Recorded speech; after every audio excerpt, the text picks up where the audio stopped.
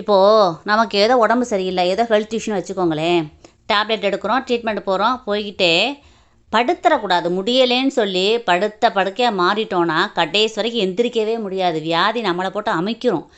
என்ன செய்யலாம்? மாத்திரை எடுக்கிறோமா, ட்ரீட்மெண்ட் எடுக்கிறோமா, எடுத்துக்கிட்டே அன்னன்னைக்கு வேலையை மெதுவாக ஒரு பிரிஸ்காக, ஒரு சுறுசுறுப்பாக, புன்சிரிப்போட முகத்தில், உங்கள் முகத்தை பார்த்தாலே உங்களுக்கு முடியலைன்னு தெரியக்கூடாது. அந்தளவுக்கு நல்ல புன்சிரிப்போட ஒரு ஆரோக்கியமான ஒரு பெர்சனாக நீங்கள் எல்லா வேலையும் தினந்தோறும் பார்க்க ஆரம்பிக்கலேன்.